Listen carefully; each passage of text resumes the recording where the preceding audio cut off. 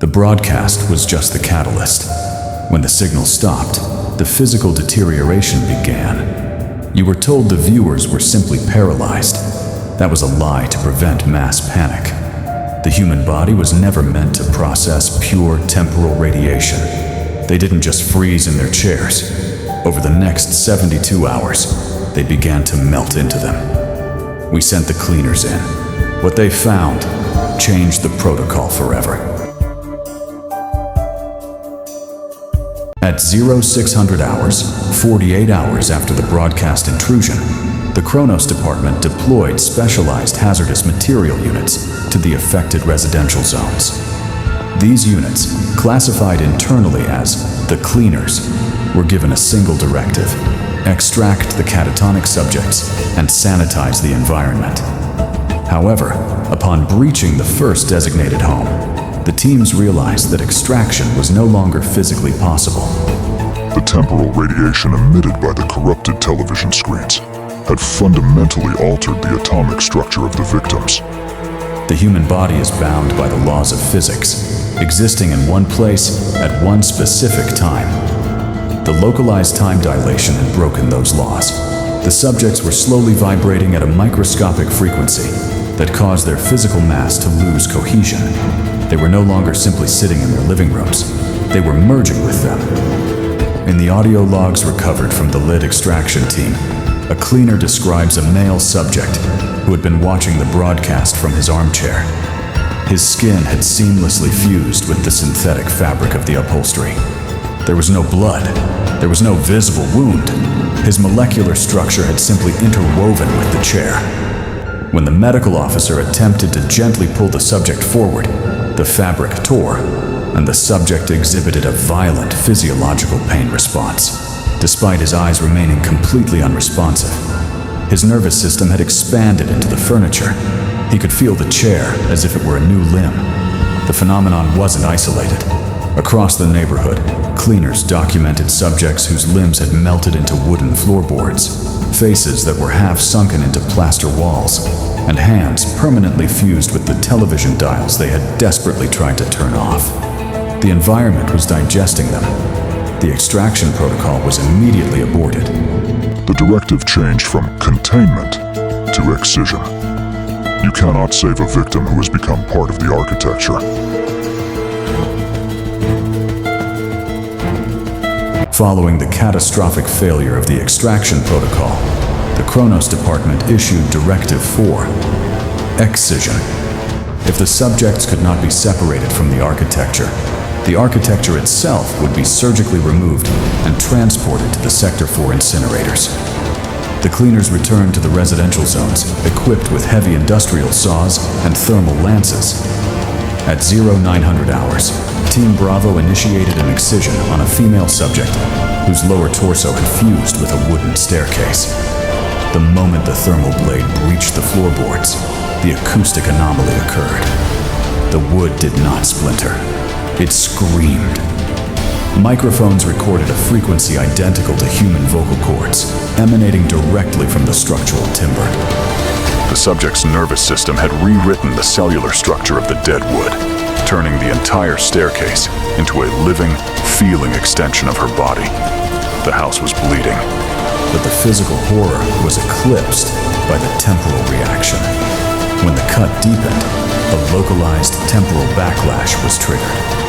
The blood that pooled from the severed floorboards didn't drip downward. It reversed gravity, falling upward toward the ceiling in perfect synchronization with the ticking of a grandfather clock in the hallway. The cleaners realized too late that the integrated subjects were not just victims. They were acting as living containment valves for the time dilation. By severing the anchor, they punctured the valve. The resulting temporal shockwave hit Team Bravo instantly. Within 3 seconds of the structural breach, the protective hazmat suits of the entire team crumbled into dust, and their organic tissue rapidly decayed. They aged 80 years in the span of a single heartbeat. The subjects cannot be moved. They cannot be excised. They have become permanent load-bearing pillars of a fractured timeline. Following the catastrophic timeline collapse during the Excision Protocol, the Chronos Department ordered a full withdrawal of all biological personnel from the residential zone. Automated drone surveillance took over. The footage they transmitted back over the next 48 hours confirmed our absolute worst-case scenario. The temporal mutation was no longer confined to the organic tissue of the infected viewers. It had reached the foundation. As the subjects melted into their homes, their nervous systems continued to expand, searching for new pathways. They found the plumbing. They found the electrical grid. By day 6, the town's infrastructure began to hemorrhage. The drones recorded thick, black, oil-like temporal fluid, pumping violently out of the neighborhood's storm drains. This was not waste. It was oxygenated blood. The underground water pipes had been lined with human arteries. The street lights along Maple Avenue stopped running on electricity. Instead, the bulbs emitted a dull, fleshy red glow, pulsating at exactly 60 beats per minute. A synchronized, town-wide heartbeat. The suburb was no longer a collection of individual houses. It was rapidly knitting itself together into a single, massive, geographically bound organism. Audio sensors dropped into the sewer grates, picked up the collective breathing of hundreds of assimilated residents, echoing through the concrete tunnels. They were sharing a single lung. In Sector 4, the initial anomaly only affected the passage of time. But here, outside the perimeter, the leaked signal had learned to weaponize mass and matter. It was building a body large enough to house a timeline that had completely shattered. Chronos Command realized that if the infrastructure bleed reached the main city reservoir, the assimilation would go global within hours. The town couldn't be saved. It couldn't be excised. It had to be buried.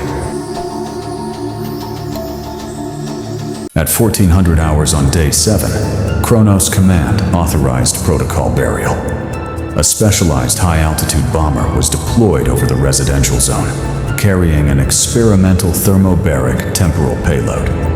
The objective was not just to destroy the physical matter, but to superheat the localized timeline until the biological anchor completely shattered.